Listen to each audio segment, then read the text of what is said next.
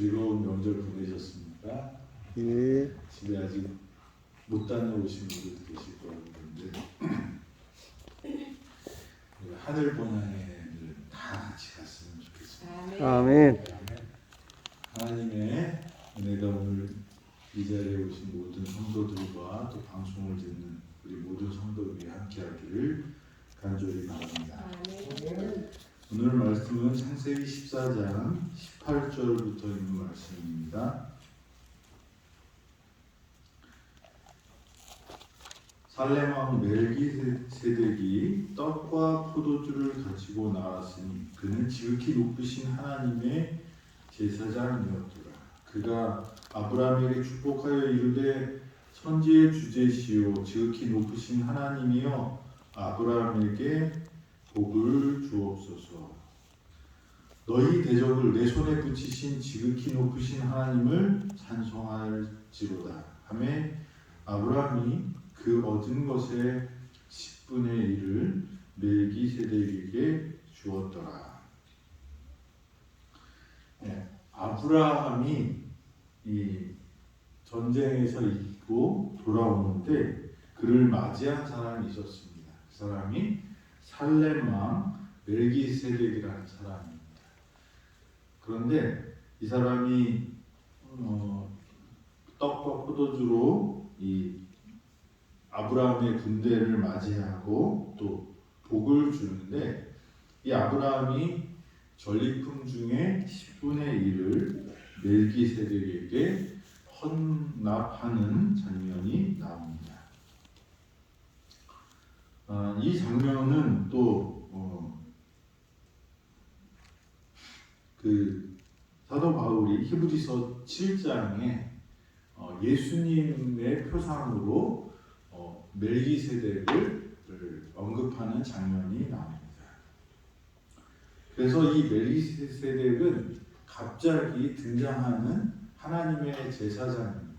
가나안 지역에 있어서 하나님의 제사장이면서 왕이었던 사람이 나오는데 나중에 사도 바울은 이 멜기세덱이 예수님을 표상하는 그런 사람이라고 이렇게 말하고 있습니다. 살렘은 어디일까요? 살렘은 학자들이 예루살렘의 고대 명칭이 아니었을까 이렇게 말하고 있습니다. 이 살렘은 멜기세덱은 의의 왕이라는 뜻으로 불려졌고요. 그 다음에 유대인들 제사 제도만 있었다라고 하고 유대인들만 히브리 사람들만 하나님을 믿었다고 사람들이 생각했는데 가나안에도 누가 있었어요? 제사장이 있었고 또 모세의 장인도 제사장이었습니다. 그도 하나님을 믿던 사람이었습니다. 그래서 우리가 성경은 히브리 사람들을 중심으로 아브라함 이후에 계속 그렇게 쓰여졌지만 주변에 하나님을 믿고 있던 사람들도 있었다는 것을 우리는 알 수 있습니다.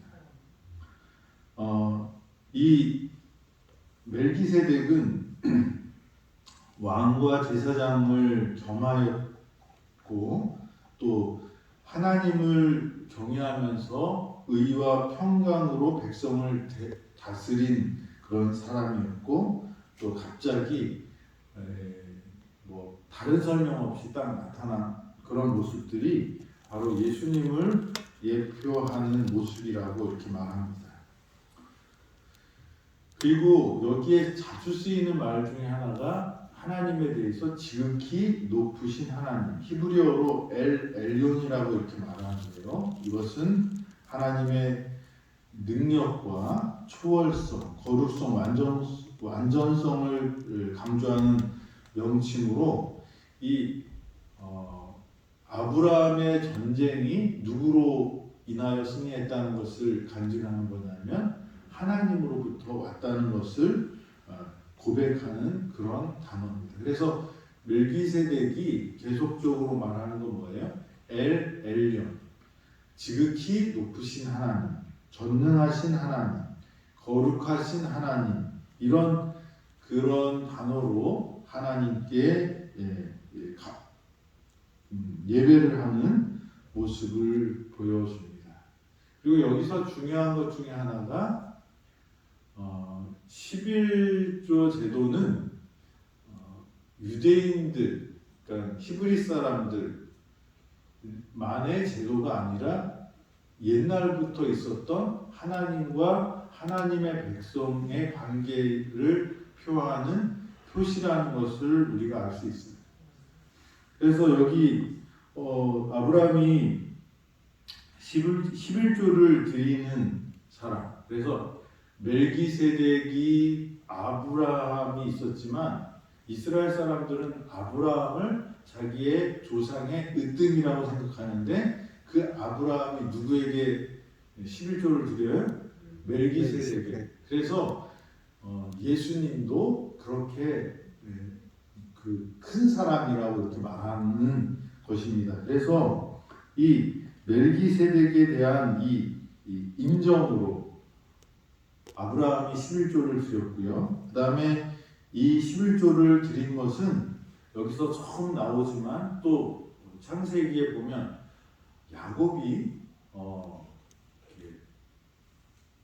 에서를 피해서 도망가다가 하나님을 만난 사닥다리에서 하나님을 만난 곳을 뭐라고 이름을 듣냐면 베델, 하나님의 집이라는 이름으로 짓습니다. 그런데 거기에서 뭐라고 간증을 하냐면 내가 다시 돌아오게 되면 하나님께 11조를 드리겠습니다 라고 창세기 28장에 그렇게 말을 합니다. 그래서 이 11조 제도가 갑자기 툭 튀어나온 게 아니라 하나님과 하나님의 백성 간의 관계를 표시하는 옛날부터 있었던 그런 것이었고, 제사장에게 희생제물을 드리는 것을 위해서 11조를 드리는 것이 아니라 하나님의 수입의 10분의 1을 하나님께 돌리는 그것으로 하나님이 우리의 주인인 것을 인정하는 그런 그 제도가 옛날부터 있었다는 것이었습니다. 그래서 믿음의 조상 이 아브라함은 하나님을 섬기며 하나님의 복을 나누어 받기를 갈망하는 모든 자들의 모본이 되었습니다. 옛날과 마찬가지로 11조를 충실히 드리는 것에 대한 하나님의 약속은 아직도 유효합니다. 그래서 말라기 3장 10절에는 뭐라고 말씀하셔요? 하나님을 시험하라고 이렇게 말씀하십니다. 하나님은 아직도 아브라함처럼 증식된 것에 대한 성실한 11조를 당신께 돌리는 자들에게 그의 약속을 성취시키고 풍성하게 복주시키기 위하여 예비하고 계시다고 우리 재림교회 주석은 그렇게 말하고 있습니다. 그래서 11조의 근본 정신은 뭘까요? 어떤 분들은 목사 월급을 주기 위해서 11조를 드려야 된다고 말하지만 성경적인 가장 중요한 의미는 뭐냐면 하나님과 나와의 관계를 표시하는 거예요. 11조를 드림으로 하나님이 나의 삶의 모든 것을 주관하고 계시다는 것을 인정하는 것입니다. 아브라함이 전쟁에서 이겼을 때 아브라함이 멜기세덱의 백성이 아니었어요. 그렇지만 멜기세덱이 하나님의 뭔지 알았어요? 종인 줄 알고 제사장인 줄 알고 그에게 11조를 드립니다. 어떻게 보면 아브라함은 멜기세덱에게 말씀을 드릴 기회도 거의 없었을 거고요.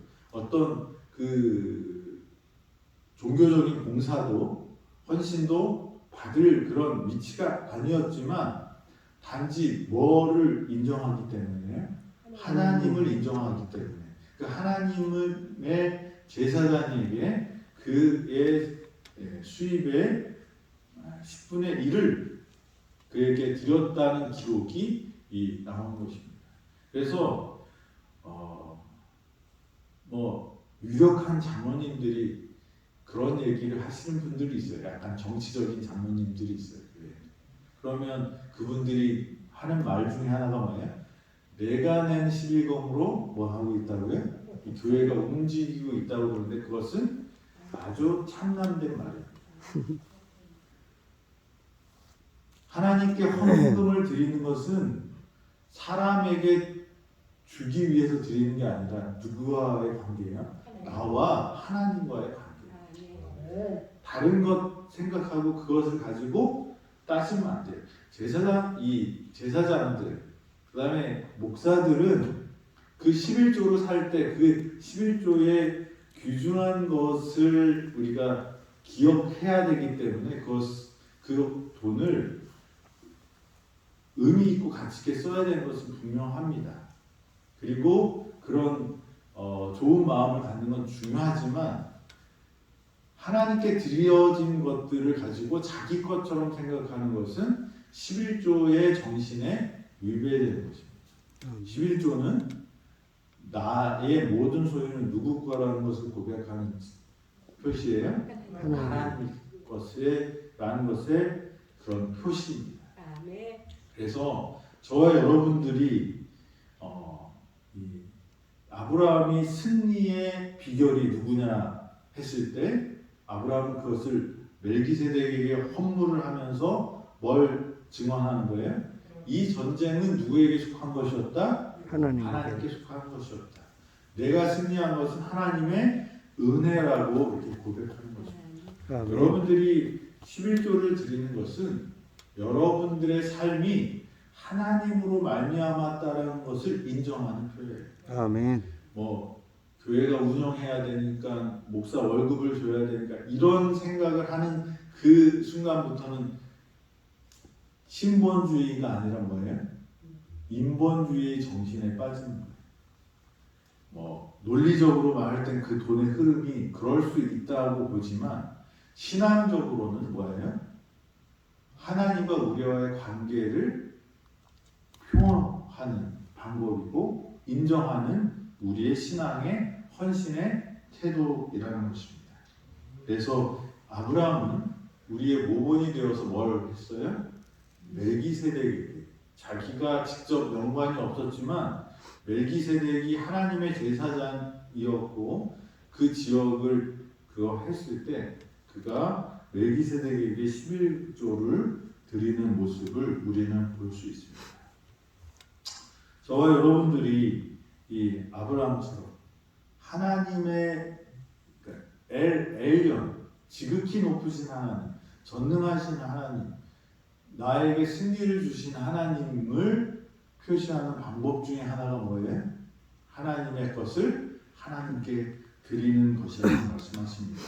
저와 여러분들이 아브라함의 모본을 따르는 우리 모두가 되기를 간절히 바랍니다. 아멘.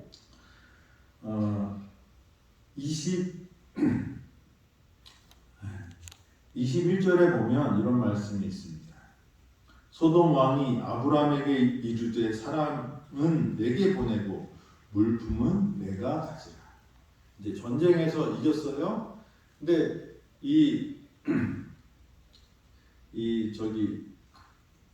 소돔과 그 5 왕을 공격했던 그 왕이 공격해서 사람도 포로를 잡고 뭘 또 가져갔을까요? 물건. 금은 폐물이나 비싼 것들은 다 그냥 가축이고 뭔가 다 실어갖고 어떻게 해요? 이제 뺏어서 가는 것입니다. 근데 그때 그 소리를 듣고 아브라함이 쫓아가서 어떻게 해요? 딱 했더니 싸우지도 못하고 다 도망가고 그 왕들은 잡혀서 죽게 됩니다. 그리고 빼앗겼던 사람과 전리품들을 다시 빼앗아서 갖고 돌아옵니다. 그런데 소돔 왕이 그것을 보고 이 사람들은 내 백성이니까 나한테 주는데 이 전리품은 누가 가져라? 너 가져라 이렇게 얘기를 하는 것입니다. 그게 그 당시의 관습이었다는 것입니다. 그러니까 어떻게 보면 아브라함은 용병 같은 존재잖아요. 자기랑 전혀 상관없는 것을 했으니까 이긴 사람이 다 가지고 또 그 백성들도 노예로 쓰는 게 아니라 그 왕에게 돌려주는 것은 좋은 의도로 보이고 그렇게 할 수 있었던 그런 관습적인 건데 여기에 아브라함은 이렇게 대답을 합니다. 22절입니다. 아브라함이 소돔 왕에게 이르되 천지의 주제시요 지극히 높으신 하나님 여호와께 내가 손을 들어 맹세하노니 내 말이 내가 아브라함으로 치부하겠다 하였다 할까 하여 내게 속한 것은 실오라락이라 들 매끈 한 가닥도 내가 가지지 아니하리라.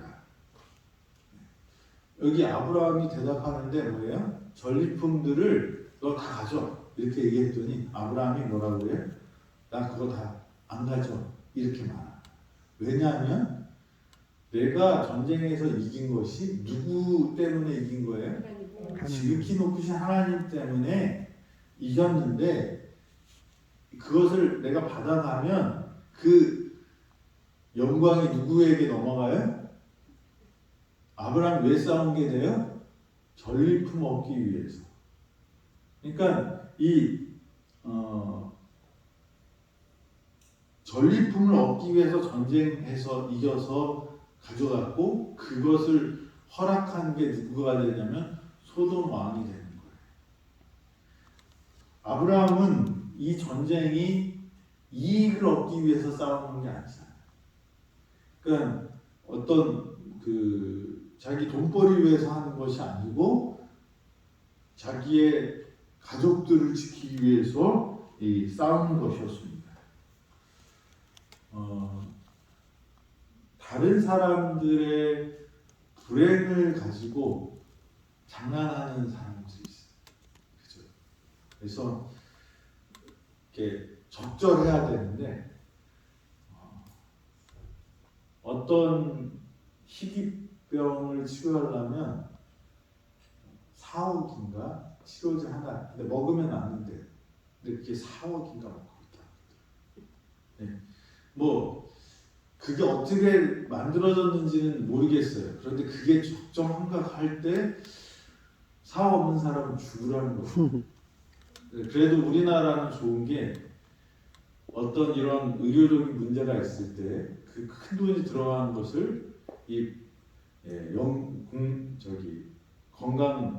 건강보험에서 많이 해결을 해주기 때문에 그런데 가난한 나라나 뭐 미국 같은 데도 마찬가지로 그 보험이 없으면 어떻게 돼요? 죽어요. 자기가 다 내야 돼. 그래서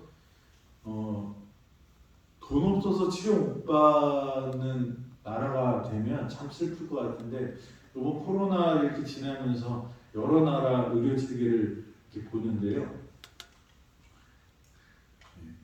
영국식은 치료는 다 해주는데 기다려야 돼요.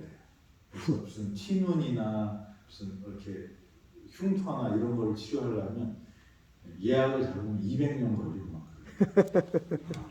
그런데 미국은 빨리 할 수 있는데 엄청 비싸. 돈 있는 사람만 사. 근데 우리나라는 그런 것들이 그래도 제일 적당한 것 같아요. 그런데 하나님의 사람들이 어떻게 살아야 될까? 그러니까 아브라함 우리에게 한 가지 큰 교훈을 보여주는데 우리의 삶이 돈의 목적이 아니라 그리고 다른 사람의 불행을 통해서 뭘 얻는 것이 아니라 어떻게 해요? 하나님의 영광을 위해서 그런 자기의 유익도 거절할 줄 아는 사람들이 되어야 한다는 모습을 우리에게 보여줍니다. 불행한 자로부터 이익을 취하고자 하지 않았으며 다만 그의 동맹자들이 받아야 할 목을 주도록 요구할 뿐이었다. 이와 같은 시험을 당했을 때 아브라함처럼 자기 자신을 고상하게 나타낼 사람은 드물 것이다. 그처럼 막대한 전리품을 얻을 유혹을 물리칠 사람은 드물 것이다. 5개의 왕국, 큰 성들에 있던 비싼 것들은 다 끌고 갔다가 다시 찾아왔으니까요.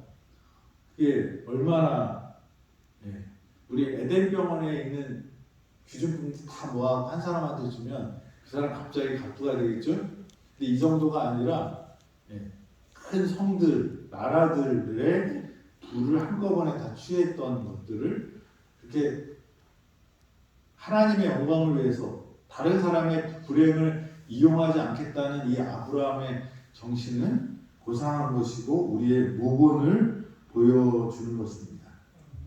그래서 여기 말하는 천지의 주제시요 지극히 높으신 하나님 여호와께서 내가 손을 들어 맹세하노니 내 말이 내가 아브라함으로 치북해 하였다 할까 하여 내가 속한 것은 물론 한 실이나 신들매라도 내가 취하지 아니하리라. 이게 아브라함의 고백이었다는 것입니다. 자신의 이익을 얻기 위하여 전쟁에 가담하였다고 생각하게 하거나 그의 번영이 그들의 선물, 그러니까 다른 사람의 선물이거나 다른 사람의 불행으로 얻은 유익이라는 것에 대해서 오해할 수 있기 때문에 아브라함은 그게 그 당시에 관습일지라도 그런 여지를 주지 않고 그것을 원래 주인들에게 돌려줍니다. 아브라함은 사람의 실질 눈에 보이는 사람의 유익보다 뭘 더 귀중하게 본 사람이에요? 보이지 않는 하나님의 축복을 더 귀히 본 사람들입니다. 아멘. 쉽지 않아요. 눈앞에 이익이 있으면 사람은 흔들립니다. 하지만 아브라함이 우리에게 보여준 교훈은 눈에 보이는 당장의 이익보다 하나님이 주신 약속의 축복을 더 귀히 여겼기 때문에 하나님의 영광을 위하여 눈앞의 이익들을 포기하는 모습을 우리에게 보여주었습니다. 저와 여러분들도 아브라함의 모본을 따라가게 되기를 바랍니다. 아멘. 우리에게 주어진 약속이 있죠? 뭘까요? 영원한 생명입니다. 아멘. 하늘나라입니다. 그것을 항상 마음에 각인하고 품고 살면서 이 땅의 작은 유익 때문에 아브라함처럼 유혹받는 정도가 아니라 우리는 그것보다 훨씬 작은 유혹에도 흔들리는데요. 그 유혹에 흔들리지 않고 그 하늘을 품고 그래서 믿음의 조상들 히브리서 11장을 보면 특징이 하나 있어요. 모세는 뭘 버렸어요? 애굽의 왕국을 버렸어요. 아브라함은 여기서 뭘 버려요? 눈앞에 전리품을 포기했어요. 그렇지만 그들은 더 큰 것을 사모했어요. 저와 여러분들도 더 큰 것을 사모하는 믿음을 갖게 되기를 바랍니다. 아멘. 이 땅의 것은 작은 거예요. 그렇지만 이곳에서 우리가 하나님을 선택하고 믿음의 길을 간다면 모세처럼 아브라함처럼 믿음의 사람이 될 것이고 하나님의 축복을 경험하는 저와 여러분이 될 것이라고 확신합니다. 아멘. 다른 사람의 불행이나 하나님께서 우리에게 허락하시지 않은 그 유익들 이런 것들을 내려놓을 수 있는 하늘을 바라보고 하나님의 축복을 믿고 걸어가는 저와 여러분이 되길 간절히 바라면서 말씀을 주시겠습니다. 아멘. 아버지 하나님, 오늘 이 아침 저희를 깨워주시고 또 하나님의 말씀으로 채워주셔서 감사합니다. 아멘. 우리의 삶의 주인이 누구인지 지극히 높으신 하나님이 어떤 분인지 우리가 잊지 않고 나의 승리와 나의 축복과 나의 삶의 주인이신 하나님을 인정하는 삶이 되도록 인도하여 주시옵소서. 그 표로 하나님이 제정하신 이 11조 제도를 하나님의 것을 하나님께 드림으로 주님이 주시는 축복을 누리며 살아가는 믿음의 가족들 될 수 있도록 인도하여 주시옵소서. 아버지 하나님, 세상은 다른 사람의 것을 빼앗고 다른 사람의 불행을 짓밟고 살아가는 사람들이 너무 많은 세상입니다. 하지만 하나님의 뜻이 거기에 있지 않다는 것을 저희가 배웠사오니 아버지, 다른 사람의 불행과 고통을 딛고 잘 먹고 잘 살려고 노력하지 않게 하시고 나의 이익이지만 나의 유익이지만 다른 사람의 불행이 보일 때 그것을 하나님의 이름으로 하나님의 영광을 위하여 그것을 하지 않을 수 있는 믿음의 사람 되도록 인도하여 주시옵소서. 아멘. 작은 이익에 목숨 걸지 않게 하시고 하늘을 향하여 예수님의 사랑에 목숨 거는 우리 믿는 믿음의 조상의 모본을 따르는 믿는 자들 되도록 인도하여 주시옵소서. 눈에 보이지 않고 지금 잡히지 않지만 그것이 하나님의 약속이기 때문에 우리가 그 약속을 붙잡고 하늘을 향해 가는 하나님의 백성들 되도록 축복하여 주시옵소서. 오늘 하루도 하나님께 기도하는 이 고통 속에 있는 우리 환우들 그 기도를 들어주시고 그리고 하나님의 은혜와 축복을 주셔서 치유의 능력을 경험하는 우리 모든 환우들 되도록 주님 축복하여 주시옵소서. 주님 안에서 승리하는 저희 되도록 인도하여 주실 것을 감사드리며 예수님의 이름으로 기도드립니다. 아멘.